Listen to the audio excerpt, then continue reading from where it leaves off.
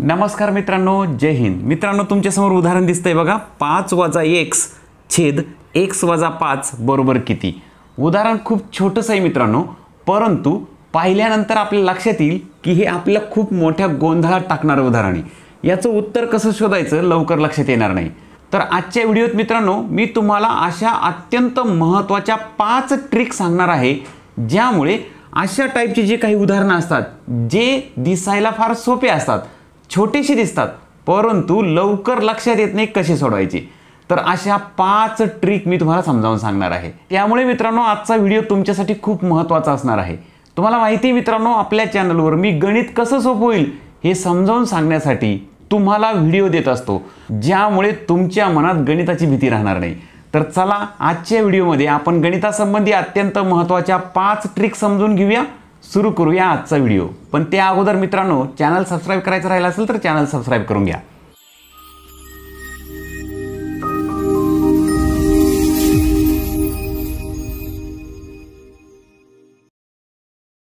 चला तर मित्रांनो, व्हिडिओतली पहिली ट्रिक समजून घेणार आहोत, ते म्हणजे या टाईपचं उदाहरण कसं सोडवायचं।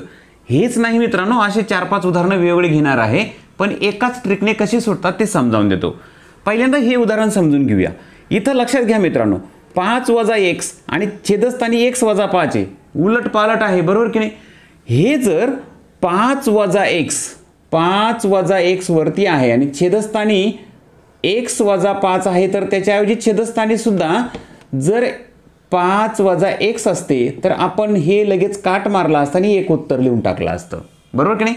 अंश आणि छेद सारखा असेल तर 1 चा भाग जातो, पण इथं मात्र उलट झालंय। मग हे उलट न होता ते अशा पद्धतीमध्ये रूपांतर करता येतं का, याचा जर विचार केला तर मग मात्र तुम्हाला हे उदाहरण सेकंदात सोडवता येईल। कसं बघा, वरती इथं 5 - x आहे, व्यवस्थित लक्षात घ्या मित्रांनो, 5 - x आहे। हे जसेच्या तसे मी पुन्हा एकदा मांडतो, कसे बघा, हा -x जो आहे तो उजवीकडे आहे, तो 5 च्या डावीकडे आणतो। बघा कसं करता येईल, त्यासाठी -x + 5 येतंय का लक्षात। आता हे जे मांडलेलं आहे हे मी त्याच पद्धतीने मांडलं, फक्त त्यांची जागा बदलवली। x डावीकडे आणला आणि 5 उजवीकडे नेला। 5 धन होता तो धनच लिहिला, x ऋण होता तो ऋणच लिहिला। येतंय लक्षात। आता इथं अजून एक महत्त्वाची गोष्ट आहे मित्रांनो, हे ऋण चिन्ह आहे ना, हे आपण कंसाच्या बाहेर काढू आणि कंसामध्ये x + 5 जे आहे ना ते टाकण्याचा प्रयत्न करू। त्यासाठी काय करावं लागेल, या संपूर्ण राशीला -1 ने गुणलं असं समजू, म्हणजे -1 हा कॉमन काढू, बरोबर। मग -1 हा जर कॉमन काढला तर कंसामध्ये काय राहील बघा, -1 ने x ला जर गुणलं, धन x ला गुणलं तर ऋण x उत्तर येईल, आणि -1 ने जर धन 5 ला गुणलं तर ऋण 5 उत्तर येईल, अशा पद्धतीने। आता मित्रांनो इथं लक्षात घ्या, -1 गुणिले x करा, तुम्हाला उत्तर ऋण 1 मिळेल, बरोबर। याच्या उलटी पायरी ही बघा आणि याच्या उलटी पायरी ही आहे। इथं 1 कॉमन काढला तर असं रूपांतर होतं, आणि हा 1 कॉमन काढला, याने जर कंसातल्या संख्यांना गुणलं तर तुम्हाला हे उत्तर मिळतं, म्हणजे ह्या दोन्हींच्या किमती सारख्याच आहे असा त्याचा अर्थ होतो। -1 ने x ला गुणलं तर उत्तर येईल ऋण x, ते जे इथं आहे।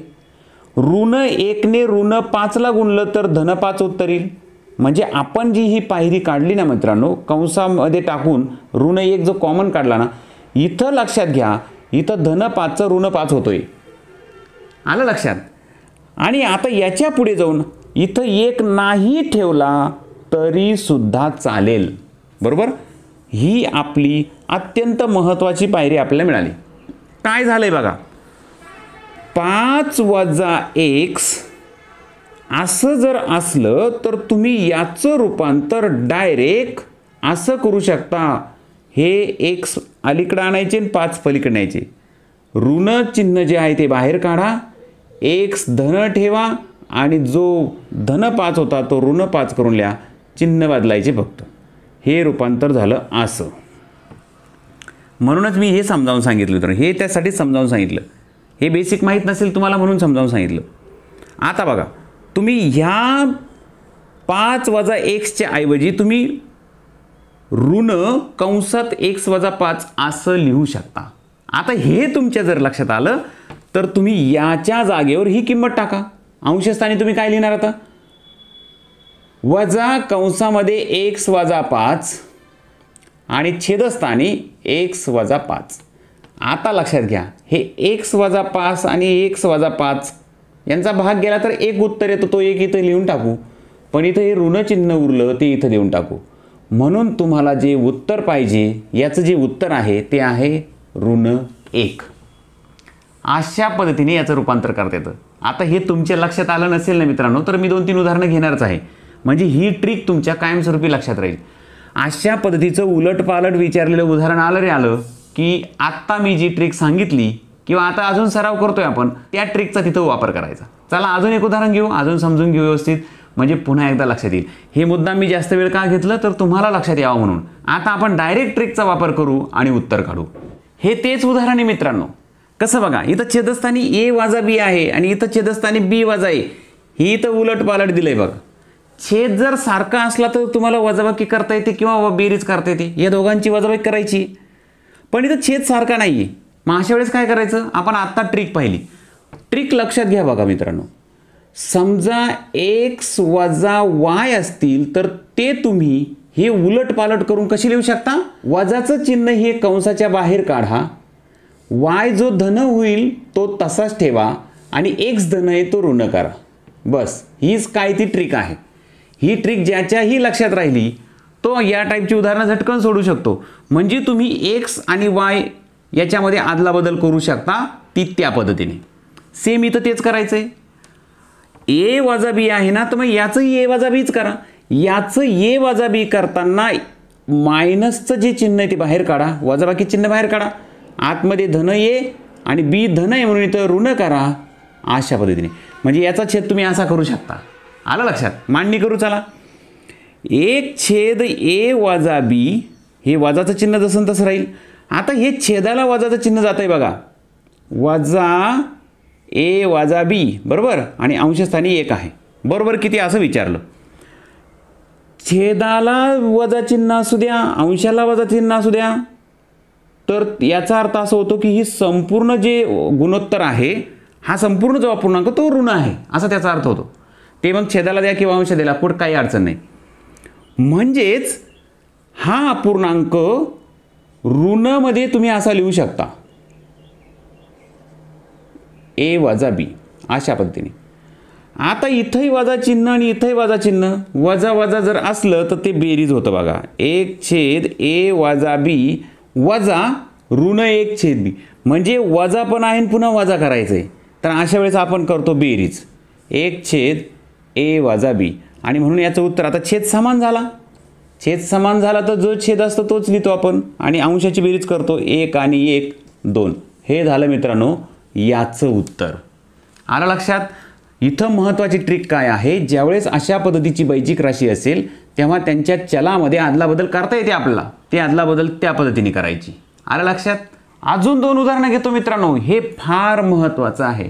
ही ट्रिक तुमच्या जर लक्षात राहिली ना तर तुम्हाला या टाईपची उदाहरणं सोडवताना पुन्हा कधीच अडचण येणार नाही.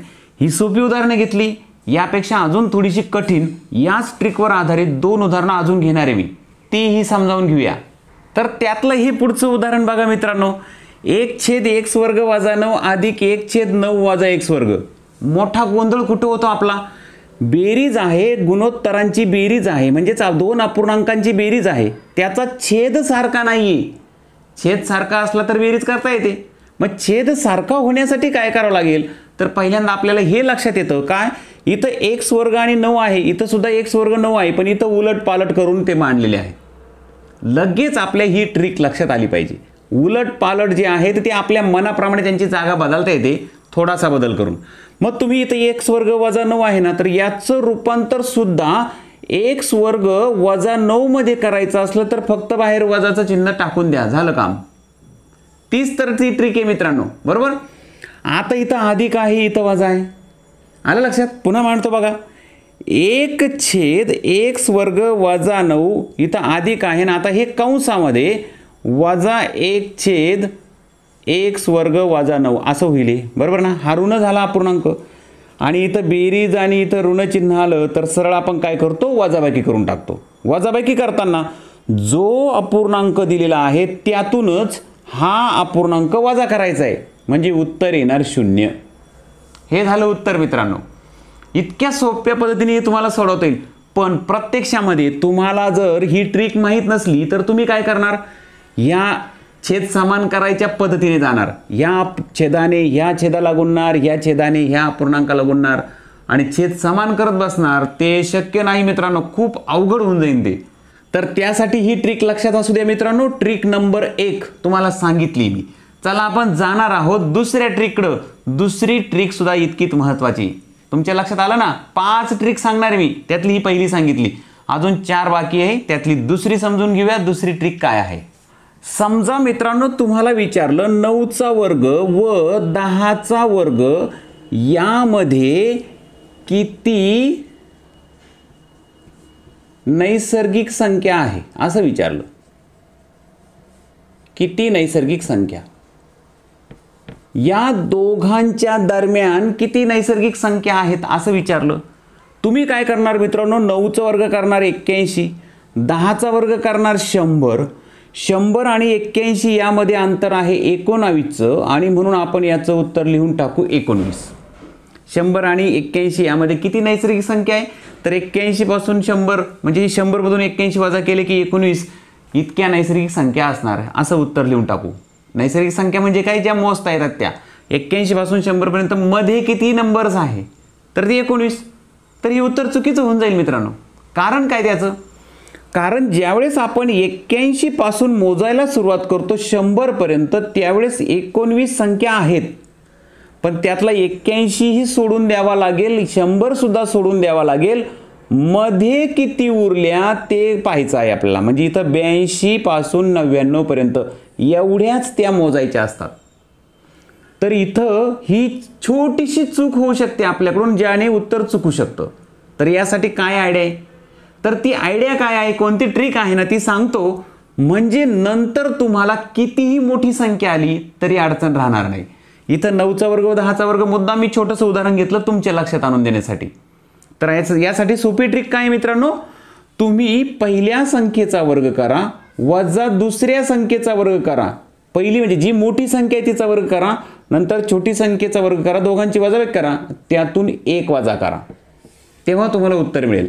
ही ट्रिक आहे मित्रांनो. मग 100, 10चा वर्ग 100 वजा 9चा वर्ग 81, उत्तर येतं 19, त्यातून 1 वजा करा, तेव्हा उत्तर मिळेल तुम्हाला 18. आणि हे असणार आहे त्या दोन वर्गसंख्यांच्या मधल्या नैसर्गिक संख्या. त्या दोन संख्यांच्या दरम्यान किती नैसर्गिक संख्या आहे. इथं महत्त्वाचं लक्षात घ्या, आपण ज्यावेळेस 81 पासून 100 पर्यंत मोजायला जातो तेव्हा 81 पासून 100 पर्यंत मोजतो, किंवा 82 पासून 82, 83, 84 असं मोजतो. म्हणजे 81 सोडलाय आपण, पण जाताना मात्र 100 पर्यंत मोजत जातो. जो 100 पकडायचा नाही आपल्याला, म्हणून हा 1 वजा करायचा. येतंय लक्षात. अजून एक उदाहरण घेतो, लक्षात आणून देतो. पुन्हा तोच प्रश्न आहे बघा. 25चा वर्ग व 45चा वर्ग या दरम्यान किती नैसर्गिक संख्या आहे. तुम्हाला मी ट्रिक काय सांगितली, मोठी वर्गसंख्या वजा लहान वर्गसंख्या त्यातून 1 वजा करायचा, तुम्हाला उत्तर मिळून जाईल. 45चा वर्ग कसा करणार, 5चा वर्ग येतो 25, हा जो 4 आहे त्याला गुणिले 5 करा, 4 आणि त्याच्या पुढची संख्या. का केलं आहे असं, कारण ज्यावेळेस एखाद्या संख्येच्या एकक स्थानी 5 असतो ना त्यावेळेस त्याची वर्ग करण्याची ही पद्धत आहे. काय, समजा 35चा वर्ग करायचा आहे, 5चा वर्ग लिहून टाका 25 आणि ह्या 3ला त्याच्या पुढच्या संख्येने गुणा, 4 त्रिक 12, तर हा झाला 35चा वर्ग 1225. तीच ट्रिक वापरायची इथं. 5चा वर्ग 25 लिहिला, 4 आणि त्याची पुढची संख्या 5, 4 25 20, तर 45चा वर्ग 2025 आला. 25चा वर्ग किती, तर 25 वर्ग 625. तुम्ही ह्या ट्रिकने पण जाऊ शकता. आता ही वजाबाकी जर केली तर 25 मधून 25 गेले, हे 0 राहिले, 20तून 6 गेले 14, 1400 उत्तर आलं. पण यातून 1 वजा करायचा आहे, म्हणून 1399 इतक्या संख्या ह्या दोघांच्या मध्ये असणार, दोघांच्या दरम्यान असणार. तर इतक्या सोप्या पद्धतीने आपल्याला हा प्रश्न सोडवता येतो. इथं मात्र तुम्ही हे उत्तर काढलं तर मग मात्र ते चुकून जाईल. 1 वजा करायचा विसरायचं नाही, हीच महत्त्वाची ट्रिक आहे. ही ट्रिक सांगता सांगता तुम्हाला अजून एक गोष्ट सांगितली मी, काय ते म्हणजे ज्या संख्यांच्या एकक स्थानी 5 असतो त्याचा वर्ग कसा करायचा झटकन. तर इथं सांगितलं बघा, 35चा वर्ग करायचा आहे, 5चा वर्ग 25 लिहून टाका आणि जो अंक उरतो ना त्याच्या पुढचा अंक त्या दोघांचा गुणाकार करा. 3 आणि 4, 4 त्रिक 12. येत आहे लक्षात? हे झालं एकक स्थानी 5 असणाऱ्या संख्यांचा वर्ग करण्यासाठी. पण अशा कोणत्या संख्या आहे की ज्यांच्या एकक स्थानी 5ही नसला तरी सुद्धा वर्ग कसा करायचा झटकन, यासाठी मी व्हिडिओ दिला आहे मित्रांनो. पण चला आता इथं संदर्भाने आलंच आहे तर तुम्हाला ते समजावून देतो. समजा तुम्हाला 72चा वर्ग करायचा आहे, 72चा वर्ग करायचा आहे, झटकन कसा करणार हा तर आपण पाठ करून ठेवत नाही. कसं करणार, या 2चा वर्ग करा 4, बरोबर. 2चा वर्ग झाला मित्रांनो. आता हे 3 जे दिसताना तिघांचाही गुणाकार करा. 7 दुणे 14, 14 दुणे 28, 8 हातचा आला 2. आता या 7चा वर्ग करा. 7 7 49, 50 51. तर अशा पद्धतीने तुम्हाला 5184 72चा वर्ग मिळून जातो. नाही लक्षात आलं मित्रांनो? अजून एक उदाहरण घेतो चला. समजा तुम्हाला करायचं आहे 67चा वर्ग. 67चा वर्ग कसा करणार, पहिल्यांदा तुम्ही एकक स्थानच्या अंकांचा वर्ग करा. 7चा वर्ग 49 येतो. 49 मध्ये 9 लिहिला, 4 हातचा आला, हे तर आपल्याला माहिती आहे. त्यानंतर ह्या तिघांचाही गुणाकार करा. 7 सकम 42 होतात, 42 दुणे 84 होतात. 84 आणि हे 4, 4 आणि 4 8, 88 झाले. हातचे पुन्हा 8 आले, बरोबर. साईनसाठी 42, 42 दुणे 84, 84 आणि 4 88, 8 हातचे आले. आता ह्या 6चा वर्ग करा. पहिल्यांदा काय केलं, एकक स्थानच्या अंकाचा वर्ग केला, नंतर ह्या तिघांचा गुणाकार केला. आता ह्या शेवटच्या अंकाचा दशक स्थानच्या अंकाचा वर्ग करा. 6 6 36, 36 आणि 8 7 14 44. तर अशा पद्धतीने तुम्हाला झटकन याचा वर्ग सुद्धा काढता येतो. जितका जास्त सराव होईल ना मित्रांनो तितकं पटपट याचं उत्तर तुम्हाला शोधता येईल. तर दुसरी ट्रिक आपण समजून घेतली की 2 वर्गसंख्यांच्या दरम्यान किती नैसर्गिक संख्या असतात ना त्याचं उत्तर कसं शोधायचं. तिसरी अत्यंत महत्त्वाची ट्रिक समजून घेऊया. तिसरी अत्यंत महत्त्वाची ट्रिक आहे मित्रांनो. त्यासाठी उदाहरण घेतो मी. समजा 3चा वर्ग त्याचाही घातांक ऋण 1 त्याचाही घातांक 5 त्याचा घातांक 3 अशा पद्धतीने दिलं आणि बरोबर किती असं विचारलं. हे विचारल्यानंतर मित्रांनो आपल्याला माहिती आहे काय, घातांकाचा घातांक असेल तर आपण गुणाकार करतो. पण इथं ती ट्रिक चालणार नाही. समजा 7चा वर्ग आणि त्याच्या कंसाचा घातांक 3 असेल तर ज्यावेळेस ब्रॅकेट असतं असा कंस असतो त्यावेळेसच तुम्ही घातांकाचा गुणाकार करू शकता. त्यासाठीचं सूत्र माहिती तुम्हाला, घातांकाचे नियम. एचा घातांक यम असेल आणि त्याचाही घातांक यन असेल पण मध्ये कंसाचे कंस बघा, तर अशा वेळी तुम्ही एचा यम गुणिले यन करू शकता, म्हणजे ह्या 2 घातांकाचा गुणाकार करू शकता. म्हणून इथं ह्या 2 घातांकाचा गुणाकार होईल. इथं मात्र तसं होणार नाही कारण इथं कंस दिलेला नाही.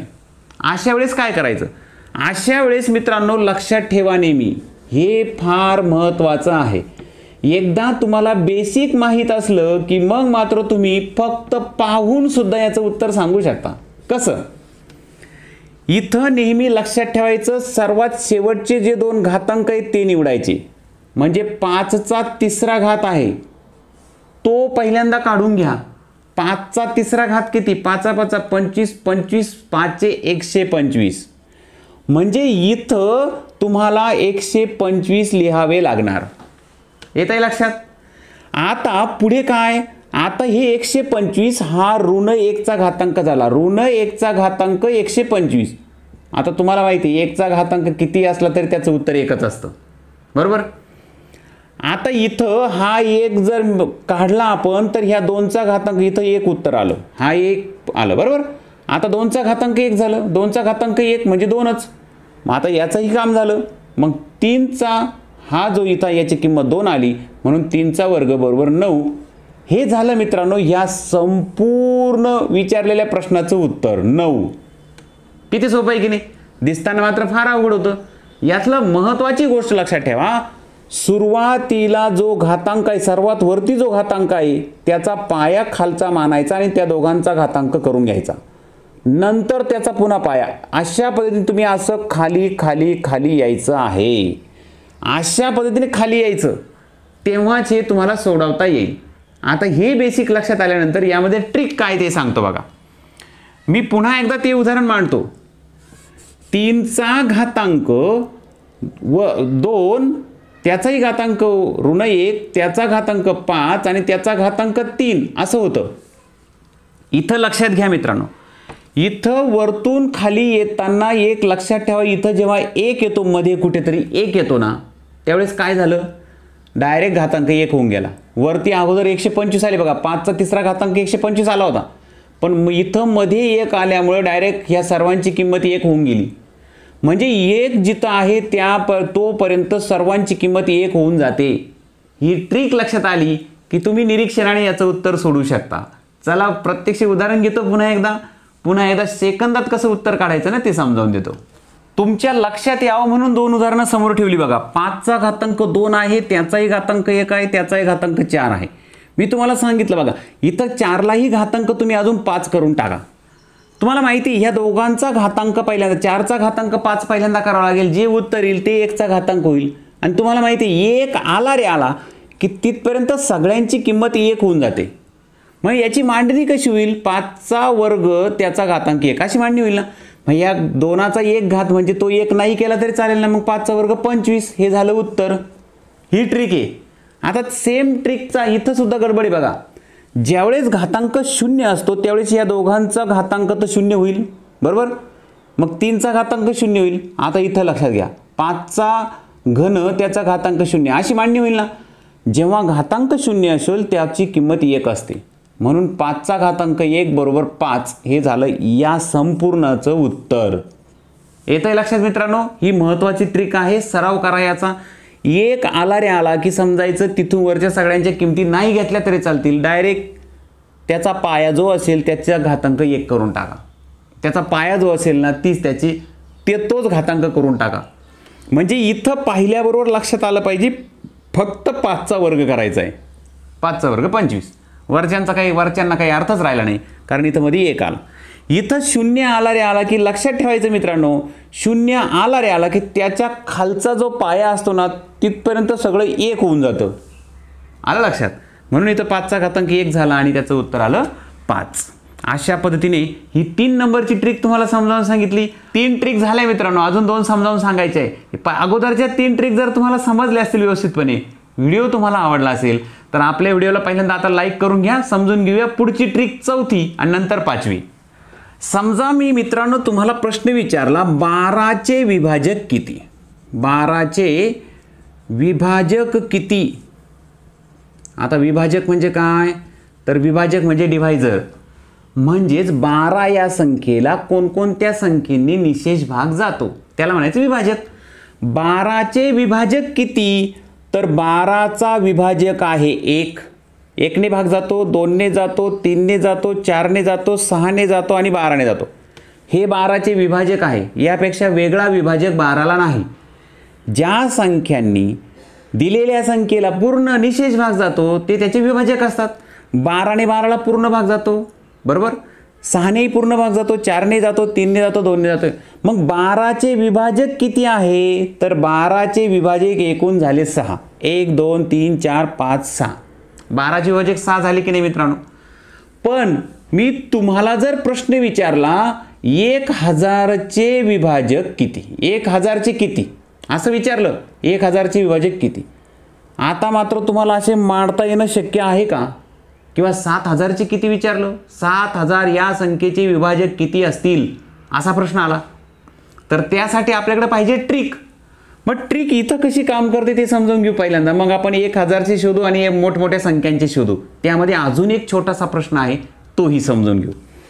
ज्यावेळेस तुम्हाला एखाद्या संख्येचे विभाजक काढायचे असतात त्यावेळेस ती संख्या खूप सारी मोठी जर असली तर मग मात्र तुम्ही यादी पद्धतीने विभाजक काढू शकत नाही. यादी पद्धतीने म्हणजे काय, ही यादी पद्धत शोधत चालायचं. 1 आहे का, 2 आहे का, 3 आहे का, 4 आहे का, 5 आहे का शोधत चालायचं. जो नसेल तो लिहायचा नाही, जो असेल विभाजक तो यादीमध्ये लिहून घ्यायचा. याला म्हणायचं यादी पद्धत. यादी पद्धतीने विभाजक शोधणं हे छोट्या संख्यांसाठी सोपं आहे मित्रांनो, पण मोठ्या संख्या असतील तर मग मात्र अडचण होते. आणि मोठ्या संख्यांचे विभाजक ट्रिकने कसे शोधायचे त्यासाठी पहिल्यांदा हे 12ची ट्रिकने कशी शोधता येईल ना ते समजून घेऊ. सगळ्यात पहिल्यांदा तुम्हाला जी संख्या दिलेली असेल, इथं 12 दिली ना, जी संख्या दिली आहे तिचे मूळ अवयव सांगा. 12चे मूळ अवयव कोणते मग, तर अशा मूळ संख्या की ज्यांचा गुणाकार केल्यानंतर उत्तर 12 येतं. मग तुम्ही पहिल्यांदा घेणार 2ने भाग जातो, बेस 12 होतात, त्या 6चे पुन्हा मूळ अवयव 2 गुणिले 3 बरोबर. आता बघा 3 दुने 6 6 दुने 12 हे मूळ अवयव आहे 12चे बरोबर. आता ह्या मूळ अवयवांमध्ये रूपांतर त्यांचं करायचं घातांकात. बघा 2 गुणिले 2 आहे म्हणजे 2चा वर्ग आहे. 3 एकटाच आहे म्हणजे 3चा घातांक 1 आहे. याचं रूपांतर घातांकात केलं. इथं 2 वेळा 2 आला म्हणून 2चा वर्ग. 3 एकदाच आला म्हणून 3चा घातांक 1. आता लक्षात घ्या मित्रांनो, ज्यावेळेस तुम्हाला इथपर्यंत काम झालं. आता ज्यावेळेस तुम्हाला एखाद्या संख्येची विभाजक शोधायची असतात ना, त्यावेळेस तुम्ही काय करायचं, असे घातांकामध्ये त्याची रूपांतर करून घेतल्यानंतर जो घातांक दिसतोय ना तो 1 1 ने वाढवायचा. इथं 2 घातांक म्हणून 3 लिहा, इथं 1 घातांक म्हणून 2 लिहा आणि त्याचा गुणाकार करा. उत्तर आलं 6 जे आपल्याला अगोदर मिळालेलं होतं. अशा पद्धतीने तुम्हाला एखाद्या संख्येची विभाजक किती आहे ते सांगता येणं शक्य आहे. ही पद्धत जर तुम्ही लक्षात ठेवली, ही ट्रिक जर लक्षात ठेवली तर कितीही मोठी संख्या असू द्या तुम्ही त्याची विभाजक सांगू शकता. आता आपण शोधणार आहोत 1000चे विभाजक सांगायचे आहे आपल्याला. त्यामध्ये अजून 2 उपप्रश्न आहेत ते सुद्धा समजून घेऊ. आपल्याला शोधायचे आहे मित्रांनो 1000चे विभाजक. आता 1000चे विभाजक किती असतील, कोणकोणते नाही, किती असतील, किती 1000चे विभाजक किती, कोणकोणते आहे ते नाही विचारलं, किती आहे फक्त नंबर सांगा किती आहे सगळे. तर अशा वेळेस काय सांगितलं मी तुम्हाला आत्ताच, 1000चे मूळ अवयव पाडा. आता 1000चे मूळ अवयव पाडताना सगळ्यात सोप्या पद्धतींचा काय, सगळ्यात पहिल्यांदा काय करा, 2 गुणिले 500 करा बरोबर. या 500चे मूळ अवयव कसे पडतील मित्रांनो, 500चे पडतील 100 गुणिले 5 होतील बरोबर की नाही. मग इथं 100चे काय होतील तर 25 गुणिले 2 गुणिले 2 होतील. बघा 25 दुने 50, 50 दुने 100, 100 पाचे 500. म्हणजे या 500च्या जागेवर तुम्ही डायरेक्ट असं लिहू शकता आणि या 25चे पुन्हा 5 गुणिले 5. तर आता कसं होईल बघा, 5 गुणिले 5 त्याला 2 गुणिले 2. तर एकूण मूळ अवयव लिहून घेऊ पहिल्यांदा आपण. हा 2 तर आहेच लिहून घेतला. त्यानंतर 5 गुणिले 5 मिळाला, 5 गुणिले 5. त्यानंतर 2 गुणिले 2 आणि हा जो 5 होता शिल्लक तो इकडे. अशा पद्धतीने आता याचा गुणाकार करूया. 2 पंच 10, 10 पाचे 50, 50 दुने 100, 100 दुने 200 आणि 200 गुणिले 5, 200 5 वेळा म्हणजे 1000. अशा पद्धतीने मूळ अवयव काढण्याची पद्धत खूप वेगळी आहे मित्रांनो. पण त्यातली त्या सोपी पद्धत जी पटपट आपल्याला करता येण्यासारखी ती मी तुम्हाला सांगितली. 100 आला रे आला केले की 25 गुणिले 2 गुणिले 2 लिहूनच टाकायचा. कारण 25 दुने 50, 50 दुने 100 होतो. मग 100ला तुम्ही 5 ने गुणलं ना, 5 हा मुळातच मूळ अवयव आहे म्हणून तुम्ही इथं गुणाकारात 5 एक्स्ट्रा लिहून टाका. हे 100 झाले आणि हे 5 500 झाले. आता या 25चे 5 गुणिले 5 होणार म्हणजे 25च्या जागेवर 5 गुणिले 5 नंतर 2 गुणिले 2 गुणिले 5. अशा पद्धतीने पटकन तुम्ही याची मांडणी करू शकता. तुम्ही तुमच्या सरावाने ठरवा की मूळ अवयव कसे काढायचे. मूळ अवयव पाडणं काही अवघड गोष्ट नाही. आता मूळ अवयव मिळाले. यामध्ये एकच अंक किती वेळा आला बघा, 2 2 2 किती वेळा आला, 2 हा आला 3 वेळा. 2चा घातांक 3 करावा लागेल. त्यानंतर 5 5 5 5 5 5 5 आला 3 वेळा. इथपर्यंत आलं रे आलं की तुम्हाला याचे विभाजक कळणार कसे. हा घातांक 3 आहे ना त्याच्या पुढची संख्या लिहा, हा घातांक 3 आहे ना त्याच्या पुढची संख्या लिहा, दोघांचा गुणाकार करा 16. 1000चे विभाजक असणार आहे मित्रांनो 16. आलं लक्षात, कसं काढलं समजलं. आता यातला उपप्रश्न कसा तो लक्षात घ्या मित्रांनो. तुम्हाला 1000चे विभाजक कळले 16 आहे, ते 16 कोणते आहे ते नाही माहीत मित्रांनो तुम्हाला, पण 1000चे विभाजक 16 आहे हे कळलं. आता तुम्हाला असा जर प्रश्न विचारला की 1000चे जे विभाजक आहे त्यामध्ये विषम विभाजक किती, म्हणजे 2 हा विभाजक असतो, 5 हा विभाजक असतो, 3 हा सुद्धा विभाजक असतो. तर 1000चे जे विभाजक आहे त्यामध्ये विषम विभाजक किती, विषम विभाजक किती असं विचारलं. आता हे कसं शोधायचं तर इथं लक्षात घ्या मित्रांनो. ते शोधताना इथं लक्ष द्या पुन्हा एकदा. इथं 5चा घातांक 3 आला, हा विषम आहे ना, मग तो 3 हा किती वेळा घेतला, 4 वेळा घेतला ना, म्हणून विषम विभाजक आहे 4. तुम्हाला विचारलं समविभाजक किती, मग समविभाजक किती असं विचारलं तर लक्षात घ्या मित्रांनो, तुम्ही इथं समला 3 आहे म्हणून 4 असं नाही करता येणार. सम 4 आणि विषमही 4 असं नाही होणार. इथं विषम मोजताना तुम्ही आज ही आयडिया वापरू शकता. विषम मूळ संख्यांचे विभाजक शोधा. 3 आलाय, त्याच्या पुढची संख्या 4, विषम असणार 4. एकूण आहे 16, त्यातून 4 काढून टाका म्हणजे 12 हे असणार समविभाजक. अशा पद्धतीने तुम्ही 1000चे विभाजक किती 16, 1000चे विषम विभाजक किती असतील तर ते 4 असणार. मध्ये 4 कोणकोणते माहीत नाही आपल्याला, त्यामध्ये 5 असेल 3 असेल का काय असेल, प्रत्यक्ष काढल्यानंतर ते तुमच्या लक्षात येईल. तर विषम विभाजक 4 असणार, समविभाजक असणार 12. तर अशा पद्धतीने तुम्ही या ट्रिकचा वापर करू शकता. पुन्हा एकदा प्रश्न घेतो, पुन्हा एकदा व्यवस्थित समजावून देतो. विभाजक किती असतील ते कसं काढायचं, सम किती असतील आणि विषम किती असतील हे सर्व पुन्हा एकदा समजावून देतो. समजा तुम्हाला विचारलं 6000चे विभाजक, 6000चे विभाजक किती हा एक प्रश्न. त्याच्यानंतर समविभाजक किती, समविभाजक किती असा एक दुसरा प्रश्न. आणि तिसरा आहे विषम विभाजक किती, विषम विभाजक किती असा तिसरा प्रश्न. यापैकी कोणताही प्रश्न येऊ दे, आता तुम्हाला ह्या ट्रिकमुळे अडचण राहणार नाही. मी तुम्हाला सुरुवातीला सांगितलं 12चे जे विभाजक आहे ते 6 आहेत. कोणकोणते, 1 2 3 4 6 आणि 12 हे 6 विभाजक आहे की नाही. यादी पद्धतीने केले होते आपण, नंतर ट्रिकनेही काढून दाखवलं तुम्हाला. यातले विषम विभाजक कोणते बघा, हा एक विषम आहे, हा 3 विषम आहे ना, हा 1 3 हे दोनच जे विभाजक आहे ते विषम आहेत. विषम 12चे जे विभाजक आहे त्यामध्ये 1 आणि 3 असे दोनच विभाजक विषम आहे. उरलेले 4 जे विभाजक आहेत ते मात्र सम आहे. 4 जे आहे ते सम आहे. मग पहिल्यांदा तुम्हाला विषम कळले ना, तर एकूणमधून विषम काढून टाका, उरतील ते सम. अशा पद्धतीने हा प्रश्न इथं विचारला. 6000चे पहिल्यांदा एकूण विभाजक किती ते सांगा. एकूण विभाजक कसे सांगायचे, मोठी संख्या असेल तर यादी पद्धतीने जाऊ शकत नाही आपण. आता मग काय करायचं, 6000चे पहिल्यांदा मूळ अवयव शोधा. 6000चे मूळ अवयव शोधताना तुम्हाला आधीच आयडिया दिली मी, 1000 गुणिले 6, 1000 गुणिले 6 म्हणजे 6000. त्या 6ची फोड करा, 2 गुणिले 3 अशी होईल की नाही, 3 दुणे 6 आणि मग त्याला गुणाकार 1000. आता 1000 मध्ये 100 गुणिले 10 आहे, पुढे 2 गुणिले 3 आहेच. ह्या 100चं तुम्हाला सांगितलं 25 गुणिले 2 गुणिले 2 लिहूनच टाकायचं. 25 दुणे 50, 50 दुणे 100. या 10चं काय होईल, 10चं होईल 5 गुणिले 2, 5 दुणे 10 आणि शेवटी हे 2 गुणिले 2, 2 गुणिले 2 नाही सॉरी 3. अशा पद्धतीने हे 6000चे तुम्हाला मूळ अवयव मिळतील. इथं अजून 25चं बाकी राहिलं मित्रांनो. 5 गुणिले 5 म्हणजे 5 गुणिले 5 हे 25चं झालं. उरलेले हे सगळे लिहून टाका पुढे. गुणाकारात 2 गुणिले 2 गुणिले 5 गुणिले 2 गुणिले 2 गुणिले 3 अशा पद्धतीने. पुन्हा एकदा चेक करा, 25चे हे 2 लिहून टाकले.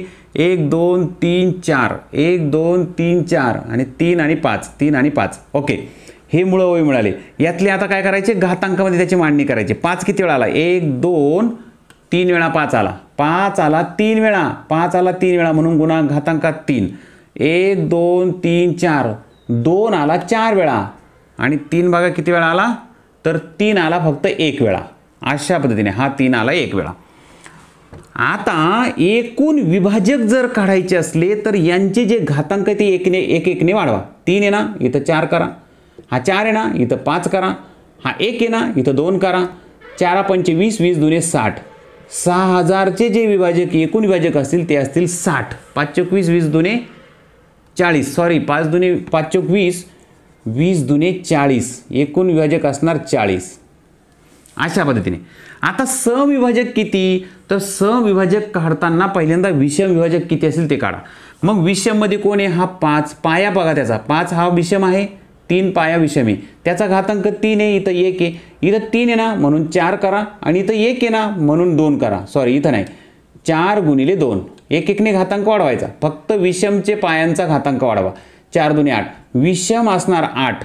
आता एकूण 40 आहे, एकूण विभाजक 40 होते. त्यातले विषम जर 8 असतील तर 40 मधून 8 काढले तर उरतील 32, समविभाजक असणार 32. तर कोणत्याही संख्यांचे विभाजक किती आहेत ते सांगू शकता तुम्ही, विषम किती असू शकतील ते सांगता येतील, आणि एकदा विषम कळले की ते एकूण किती होते त्यातून विषम काढून टाका, तुम्हाला सम कळतील. 3 प्रश्नांसाठीची ही ट्रिक होती मित्रांनो, अत्यंत महत्त्वाची आहे. लक्षात ठेवा, सराव करा. आता जाणार आहोत मित्रांनो व्हिडिओच्या शेवटच्या ट्रिककडं, ट्रिक क्रमांक 5. चला तर मित्रांनो शेवटची आणि अत्यंत महत्त्वाची ट्रिक समजून घेऊया. 21 आणि 12 कंसाचा वर्ग, 21 वजा 12 कंसाचा वर्ग असं जर दिलं तर याचं उत्तर कसं शोधायचं, हे आपल्याला फसवण्यासाठी असतं मित्रांनो. का? कारण आपल्याला माहिती ए वजा बी कंसाचा वर्ग असं जर असलं तर आपण काय करतो, ए चा वर्ग वजा 2ab अधिक b चा वर्ग अशा पद्धतीने त्याचा विस्तार करतो. आणि आपल्याला असं वाटतं ह्या पद्धतीने याचा विस्तार केला की आपल्याला उत्तर मिळेल, आणि आपण त्या पद्धतीने उत्तर काढतो आणि वेळ खूप वाया जातो. यासाठी ट्रिक आहे मित्रांनो. पण पहिल्यांदा ह्या विस्ताराने कसं काढतो ना आपण ते समजून घेऊ. इथं पहिल्या पदाचा वर्ग 21 चा वर्ग 441 होईल, बरोबर. पहिले पद गुणिले दुसरे पद त्याची दुप्पट, 12 1 12 होतील, 12 दुने 24 आणि 1 25 त्याची दुप्पट, 250 चे 4 500 504 हे वजा करावं लागतील. वजा करताना उलट वजाबाकी करावं लागेल, कारण खाली मोठी संख्या आहे वरती लहान संख्या आहे, आणि येणाऱ्या उत्तराला ऋण चिन्ह द्यावं लागेल. 4तून 1 गेला 3, 0तून 4 जात नाही 6, 63 उत्तर आलं. हे झालं पहिल्या पदाचा वर्ग झाला, आणि पहिले पद गुणिले दुसरे पद त्याची दुप्पट त्याची वजाबाकी पण केली. शेवटच्या पदाचा वर्ग 12चा वर्ग 144 हे याच्यात मिळवावे लागतील, अधिक बी वर्ग ना, मग अधिक 144. आता हे अधिक करताना 144 मधून 63 काढायचे, 4तून 3 गेले 3, 4 14तून 6 गेले 8, तर 83 उत्तर येतं. सॉरी 4तून 3 गेला 1 राहतो, तर इथं उत्तर येतं मित्रांनो 81. हे करण्यासाठी आपला वेळ लागला, कारण आपण ह्या विस्तार सूत्राप्रमाणे गेलो, आणि हे यासाठी फसवून टाकले आपल्याला. विस्तार सूत्राचा उपयोग करून जेही मित्र याचं उत्तर काढतील ना त्यांचा वेळ वाया जाईल. उत्तर चुकणार नाही मित्रांनो, पण वेळ वाया जाईल. अशा उदाहरणांसाठी ट्रिक असते. फक्त हे उदाहरण कसं आहे पहिल्यांदा समजून घ्या. इथं 21 आहे, इथं मात्र 12 आहे, म्हणजे 21च्या उलट केले 12 झाले. हे लक्षात घ्या मित्रांनो. मी जी ट्रिक सांगणार आहे ती या टाईपच्या उदाहरणांसाठीच असणार आहे. तुमच्यासमोर उदाहरणं लिहितो, कशा प्रकारची उदाहरणं आहे समजून घ्या, आणि ट्रिक कोणती सांगतो चला. तर ही शेवटची अत्यंत महत्त्वाची ट्रिक मित्रांनो. 21च्या उलट केले 12 झाले, दोघांची वजाबाकी कंसाचा वर्ग. इथंही तसंच आहे बघा, 98 वजा 89 म्हणजे 8 आणि 9ची आदला बदल केली, दोघांची वजाबाकी कंसाचा वर्ग. हीच संख्या इकडं बदलून दिली, आदला बदल करून दिली, हीच संख्या इकडं आदला बदल करून दिली, कंसाचा वर्ग केला. अशा वेळेस विस्तार सूत्राचा उपयोग करायचा नाही. निरीक्षण करा, उदाहरण जर सेम ह्याच टाईपचं जर असलं. अजून एक घेतो चला. 63 दिली तुम्हाला, आणि हेच उलट करून 36 केले आणि त्याच्या कंसाचा वर्ग केला. असं उदाहरण दिसल्याबरोबर एकदम सोपी ट्रिक वापरायची मित्रांनो. कोणती? जे 2 अंक आहे ना, जी संख्या आहे ना, त्या 2 अंकातला फरक काढा. 2 आणि 1 यातला फरक 1 आहे, बरोबर. कोणती संख्या असू द्या, जी संख्या दिसती त्यातले अंक पहा, त्या अंकातला फरक काढा. 2 आणि 1 आहे, 2 आणि 1 मधला फरक आहे 1, त्याला गुणिले 9 करा. जे उत्तर येईल त्याचा वर्ग करा, 81. आपण आत्ताच काढलं होतं बघा, बरोबर. इथं पुन्हा एकदा 9 आणि 8 यातला फरक 1, त्याला गुणिले 9 करा. जे उत्तर येईल 9 1 9 होतात ना, जे उत्तर येतं ना 9 येतं ना उत्तर, त्याचा वर्ग करा. उत्तर जे येईल तेच याचं उत्तर असणार 81. आता इथं तुमच्या लक्षात आलं, त्या अंकातला फरक जर 1 असला तर उत्तर 81च असणार. प्रत्यक्ष करून पहा मित्रांनो, काही अडचण नाही, हेच उत्तर असणार. इथं अंकातला फरक किती आहे? 7 आणि 2 यातला फरक 5 आहे मित्रांनो, त्याला 9नेच गुणायचं. जो फरक येईल त्याला 9नेच गुणा. 9 5 45 होतात, 45चा वर्ग करून टाका, 5चा वर्ग 25, 4 आणि त्याच्या पुढची संख्या 5, 5 चोक 20. हे झालं उत्तर. याचं प्रत्यक्ष उत्तर केलं तर तुमचं 2025च येणार. इथं अंकातला फरक किती? 3 आणि 6 यातला फरक आहे मित्रांनो 3, त्याला 9नेच गुणा. 9 त्रिक 27 होतात, त्याचा वर्ग करायचा आहे. 7चा वर्ग 49 होतात, हातचे 4 आले. 7 दुने 14, 14 दुने 28, 28 आणि 4 8 आणि 4 12, 32, 3 हातचे आले. 2चा वर्ग 4, 4 आणि 3 7, 729. अशा पद्धतीने ही ट्रिक काम करते मित्रांनो. मी अत्यंत महत्त्वाच्या 5 ट्रिक ह्या व्हिडिओत तुम्हाला समजावून सांगितल्या. मला माहिती मित्रांनो ह्या ट्रिकचा तुम्हाला नक्की उपयोग होणार म्हणजे होणार. पण एक लक्षात ठेवा मित्रांनो, तुम्ही गणितामध्ये जी ही ट्रिक समजून घेतली ती प्रत्येक ट्रिक मी तुम्हाला बेसिकसह समजावून सांगितली. पण ही ट्रिक तुमच्या कायमस्वरूपी जर लक्षात राहू द्यायची असेल तुम्हाला, तुम्ही ती कधीही विसरली नाही पाहिजे असं जर तुम्हाला वाटत असेल ना, तर त्यासाठी तुम्हाला सराव करावा लागेल.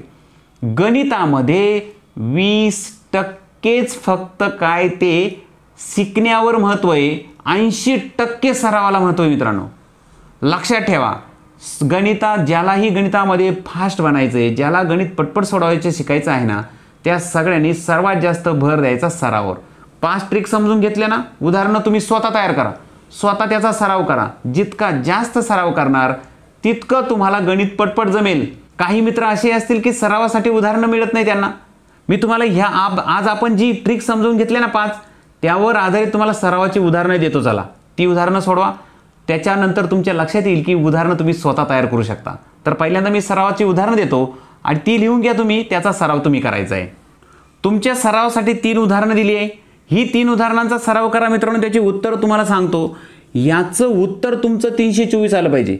याचं हे विभाजक किती ना, तर 30 विभाजक आलं पाहिजे. आणि याचं जे उत्तर आहे ते तुमचं 64 आलं पाहिजे. येतं का नाही चेक करा. नाही लक्षात आलं मित्रांनो तर व्हिडिओ पुन्हा एकदा पहा, काही अडचण नाही. पण ट्रिक मात्र तुमच्या लक्षात ठेवण्यासाठी सराव अत्यंत महत्त्वाचा आहे. या टाईपची उदाहरणं तुम्ही स्वतः तयार करू शकता. स्वतः उदाहरणं घ्यायची, स्वतः तयार करायची, स्वतःच सोडवायची आणि बरोबर येतात की नाही ते सुद्धा स्वतःच चेक करायचं मित्रांनो. तर चला, मला माहिती मित्रांनो आजचा व्हिडिओ तुमच्यासाठी खूप महत्त्वाचा झाला असणार आहे. 5 महत्त्वाच्या ट्रिक मी तुम्हाला समजावून सांगितल्या. व्हिडिओ तुम्हाला जर आवडला असेल, हा व्हिडिओ तुम्हाला खरोखर महत्त्वाचा वाटला असेल, तर आपल्या ह्या व्हिडिओला लाईक करायला विसरायचं नाही. तुमचा प्रतिसाद आपल्या ह्या व्हिडिओच्या खाली लिहा मित्रांनो, नक्की लिहा. तुमच्या कमेंटची मी वाट पाहीन. आणि मित्रांनो, आपल्या ह्या व्हिडिओचा उपयोग तुमच्या मित्रांना सुद्धा झाला पाहिजे. त्यासाठी तुमच्या खूप साऱ्या मित्रांना आपला हा व्हिडिओ शेअर करा. व्हिडिओ देण्याचं काम माझं, व्हिडिओ तुमच्या मित्रांना देण्याचं काम तुमचं. तर चला, लाईक शेअर सबस्क्राईब नक्की करा. चॅनलला सबस्क्राईब करणाऱ्यांची संख्या खूप कमी मित्रांनो. खूप सारे मित्र आहे, 100 मधले जवळजवळ 80% मित्र असे आहे की जे चॅनलला सबस्क्राईब न करता व्हिडिओ पाहतात आपले. यावरून तुमच्या लक्षात येईल खूप सारे मित्र असे आहे की चॅनलला सबस्क्राईब केलेलं नाही त्यांनी, पण व्हिडिओ मात्र पाहत आहे, त्यांना व्हिडिओ आवडतात आपल्या चॅनलचे. तर मित्रांनो, ज्याही मित्रांनी अजूनही आपल्या चॅनलला सबस्क्राईब केलेलं नसेल त्या सर्वांनी आपल्या चॅनलला सबस्क्राईब करून घ्या. म्हणजे मी तुम्हाला इकडून व्हिडिओ दिला की तो तुम्हाला लगेच नोटिफिकेशन मिळून जाईल. चला तर मित्रांनो, लवकरच भेटूया पुढच्या अशाच एखाद्या महत्त्वाच्या व्हिडिओमध्ये. तोपर्यंत बाय बाय, जय हिंद.